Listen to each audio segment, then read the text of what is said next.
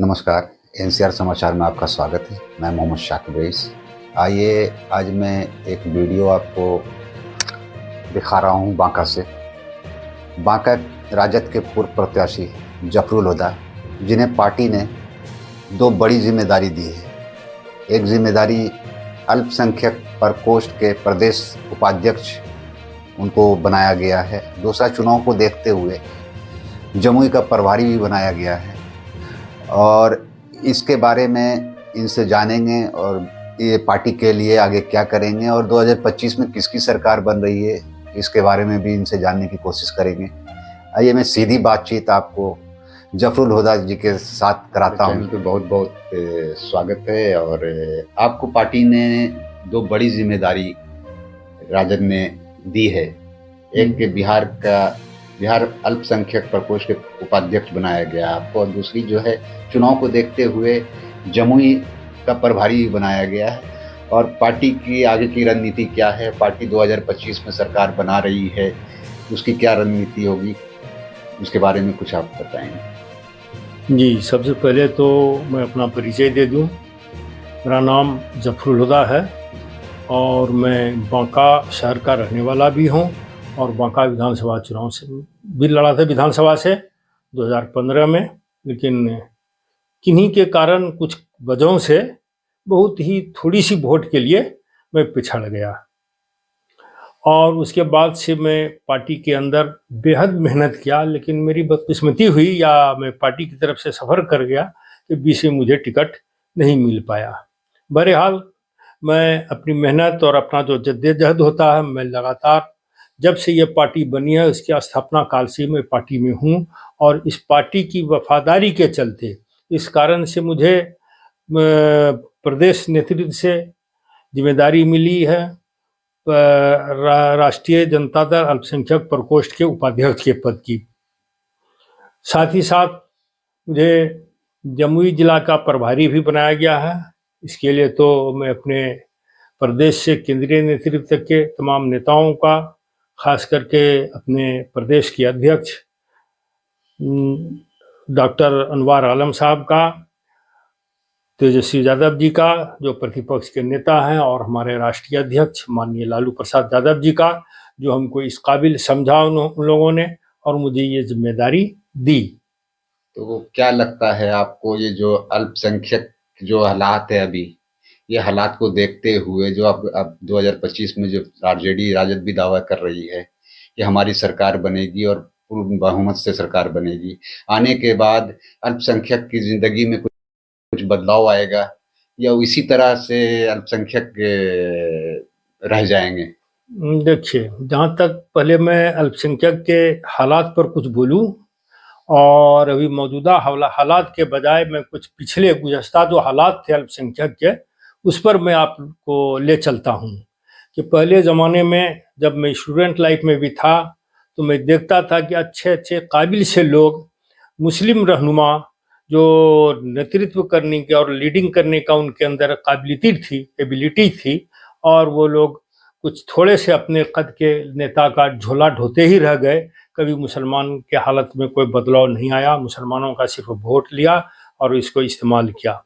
जब 1990 में लालू जी की सरकार बनी, हालांकि बेहतरी तो इसके कबल से ही आया, लेकिन ख़ास तौर से जब हमारे राष्ट्रीय अध्यक्ष जनाब लालू प्रसाद यादव जी की सरकार बनी, इस दौर में मुसलमान और सब छोटी जातियों के साथ साथ मुसलमानों को भी ज़ुबान में मुंह में बोल दिया और बोलने लगे, मुसलमान भी अपने हक़ को समझने लगे। दूसरी बात कि जहां मुनासिब नुमाइंदगी मुसलमानों को मिलना चाहिए था, राष्ट्रीय जनता दल के तरफ से हमारे राष्ट्रीय अध्यक्ष लालू प्रसाद यादव ने वो सीट हर जिला में देना शुरू किया और अच्छे खासी तादाद में मुसलमान जीत करके आते भी हैं और मुसलमान के किसी भी मसला पर वो लोग हमेशा लड़ाई लड़ने को तैयार रहते हैं। इसलिए मुसलमान तो हम लोग उनके साथ हैं ही और मुसलमान में कहीं कोई दिक्कत भी नहीं है। और भी हम लोग जोड़ रहे हैं जो पिछली जाति के लोग हैं और भी जो फॉरवर्ड कास्ट के भी क्लास के लोग हैं, उन लोगों से भी हम लोग एक बेहतर सामंजस्य बनाए हुए हैं और अच्छा सलूक और अच्छा बर्ताव के साथ उनको अपनी पार्टी में आकर्षित कर रहे हैं और अपनी पार्टी से जोड़ भी रहे हैं। अभी सदस्यता अभियान भी चल रहा है, इसमें भी लोगों को जागरूक कर रहे हैं, जोड़ भी रहे हैं। महिलाओं में भी काफ़ी उत्साह देखा जा रहा है। जो अभी हमारे प्रतिपक्ष के नेता और भावी मुख्यमंत्री आदरणीय तेजस्वी प्रसाद यादव जी ने ऐलान किया है कि हमारी सरकार बनेगी तो महिलाओं को माई बहन मान योजना के तौर पर 2500 रुपया यानी 2500 रुपया प्रति माह दिया जाएगा। जो वृद्धा पेंशन है, जो विधवा पेंशन है, जो 400 रुपया आज के दिन में दिया जाता है तो 1500 रुपया बढ़ा करके किया जाएगा। ये सब का असर आज से ही देखने में मिल गया और इस कारण से मिला, लोगों के अंदर ये एक विश्वास पैदा हो गया कि तेजस्वी जी जो बोलते हैं वो करते हैं।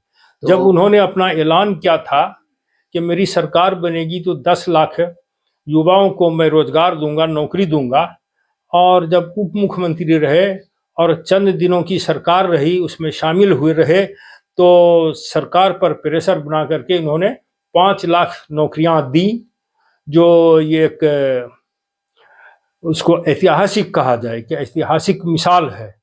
और यही बात लोगों के ज़हन में घर कर गई है। लोगों को पक्का और पुख्ता यकीन हो गया है कि आने वाले दिनों में तेजस्वी जी की सरकार बनेगी तो हम लोगों को फ़ायदा मिलेगा, 200 यूनिट बिजली मुफ्त मिलेगा, किसानों को बहुत सा राहत मिलेगा। इस तरह से बहुत जो घोषणाएं हैं और जो हमारे नेतृत्व की ओर से जो घोषणाएं हैं, जो सरकार बनने के बाद क्या क्या करना है वो लोगों तक, आम आवाम तक पहुंचा रहे हैं। इसका बहुत अच्छा असर देखा जा रहा है और लोग हम लोगों की तरफ में आकर्षित हो रहे हैं। तो और क्या लगता है आपको कि ये 2025 में सरकार पूर्ण बहुमत से राजद की आ रही है? बिल्कुल 100%, इसमें कहीं नो डाउट, कहीं कोई शक शुबा, कोई गुंजाइश ही नहीं है कि 2025 में हम लोगों की सरकार नहीं आएगी। और ये जो 2500 रुपया महिलाओं को माई बहन योजना के तहत देने की घोषणा की जा रही है कि हमारी सरकार आती है तो हम इसे माई बहन योजना के तहत बहनों को, माओं को देंगे 2500, ये और 200 यूनिट जो है फ्री बिजली देंगे। ये एक चुनावी मुद्दा तो नहीं है? चुनावी मुद्दा, इसका जवाब तो मैंने पहले ही आपको दे दिया कि जब तेजस्वी जी हमारे जो माननीय उप मुख्यमंत्री प्रतिपक्ष के नेता थे उस समय भी, और इन्होंने घोषणा किया था कि जब मेरी सरकार बनेगी तो 10 लाख बेरोजगार युवाओं को नौकरी देंगे, और 5 लाख दे दिया उप मुख्यमंत्री रहते हुए। इसीलिए ये तो फिर कैसे लोगों के अंदर ये होगा कि भाई ये चुनावी घोषणा, लोगों को यकीन तो पहले ही दिलाया जा चुका है एडवांस से कि भाई हम जो बोले थे तो कर दिखाया। और अब जब हम मुख्यमंत्री फुल फ्लेजेड नहीं थे, जब हम फुल फ्लेजेड हो जाएंगे तो फिर मेरा अख्तियार होगा और फिर ये चुनावी घोषणा नहीं होगा बल्कि उसको हर तरीके से धरातल पर उतारा जाएगा। यही हमारे नेताओं का भी घोषणा है कि भाई हम बोलते नहीं हैं, हम वादा करते हैं, वचन देते हैं, लेकिन उसको हम पूरा भी करते हैं और पूरा भी करेंगे। और बिहार के मुख्यमंत्री नीतीश कुमार भी अभी प्रगति यात्रा को लेकर के हर जगह वो जा रहे हैं, हर जगह काफी योजनाओं को भी धरातल मतलब घोषणा में ला रहे हैं कि 1200 कुछ करोड़ रुपए की घोषणा भागलपुर में करके आए वो, और उसके बाद बांका में भी आए, यहाँ भी कुछ हो। क्या ये कि सिर्फ चुनाव को देखते हुए ये सब किया जा रहा है या धरातल पे भी ये उतरेगा?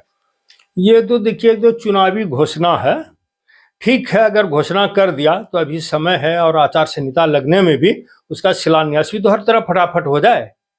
वो उसका वो क्या बनता, उसको पीडीआर या क्या होता है, हाँ जो इसमें बनता है वो सब भी कुछ तो बने, कुछ तो कार्यक्रम योजना के लिए शुरू तो हो, लेकिन कहीं वैसा दिख तो नहीं रहा है। बहुत दिनों से प्रगति यात्रा जारी है लेकिन कहीं ऐसा नहीं सुनने में आया कि वो धरातल पर होना शुरू हो गया है, कहीं दिख नहीं रहा है। ये तो सिर्फ चुनावी घोषणा है। तो अभी जो आप हर क्षेत्र में जाते होंगे तो राजद का क्या है, क्षेत्र में राजद का जमीनी हालात क्या है, इसके बारे में? क्षेत्र से पहले तो चूंकि मैं यहाँ का उम्मीदवार रहा भी हूँ और आने वाले 2025 के विधानसभा चुनाव में हम पूरी पार्टी से उम्मीद लगाए हुए भी हैं कि इस बार मैं चुनाव लड़ूंगा ही, टिकट पार्टी मुझे देगी ही। इसलिए पहले मेरा फोकस हमारे बांका विधानसभा पर था, जो बांका विधानसभा में 2 ब्लॉक पड़ता है, एक बांका और एक बाराहाट। यहाँ देख रहा था, लेकिन अब जिम्मेदारी में और फिर बांका जिला में भी हर जगह मैं देख भी रहा था। यहाँ भी जो लोगों से मिलना जुलना मेरी बात होती थी, किसी प्रोग्राम, किसी शादी ब्याह के मौके पर, किसी श्राद्ध के कार्यक्रम में मेरा जाना पूरे जिला भर में हर जगह होता रहता है। और हर जगह से लोग, हमको इतना सा सम्मान मिलता है लोगों से कि हमको आमंत्रित करते हैं और हम भी जाते हैं। तो पहले से भी ऐसा दिख रहा है, और अब तो जिम्मेदारी मिली है तो और भी जगह जा रहे हैं, और अब जमुई भी जाएंगे, वहाँ भी जा कर के लोगों से वहाँ क्या है संगठन का, उसका पहले जानेंगे, और फिर संगठन को मजबूती के लिए अपना पूरा काम करेंगे। तो आप देख रहे हैं और मैं सारी मुद्दों पे बात भी कर रहा हूँ, और इनको उम्मीद है कि राजद की ओर से इस बार इनको टिकट भी मिलेगी फिर दोबारा, और ये जीत हासिल करेंगे। और हमारा भी शुभकामना है। ये ज़मीनी नेता हैं, इनके बारे में हम ज़मीन से जान रहे हैं इनको, और मैं जब बांका आता हूँ तो इनसे यहाँ के समीकरण के बारे में ज़रूर चर्चा करता हूँ। और कुछ और भी बोलना चाहेंगे आप हमारे चैनल जी, पे? मैं बोलना आपके चैनल के माध्यम से चाहूँगा कि मैं अपने नेतृत्व से भी आग्रह करना चाहता हूँ, और अब हमारे नेतृत्व को भी ये जानकारी है कि मैं चुनाव लड़ने के बाद भी मैं कभी घर में आराम से बैठा नहीं रहा, और घर के कामकाज को हम दरकिनार किए हुए रहते हैं। उसके लिए हमारे बच्चे लोग हैं, घर के काम को संभालते हुए हैं। मैं पार्टी के काम में लगा हुआ रहता हूँ, बहुत मेहनत कर रहा हूँ। और मैं अपने प्रदेश नेतृत्व को भी एक बार आग्रह किया था, कुछ दिन पहले मिला था, कहा था अभी बहुत समय है, इसके लिए सर्वे करा लिया जाए, अगर उसमें मेरा नाम नंबर 1 से नहीं हो तो फिर हम नहीं आना चाहेंगे। तो चलिए, बात करके बहुत ही खुशी हुई हमें, और इस वीडियो को मैं अब यहीं समाप्त करता हूँ। नमस्कार।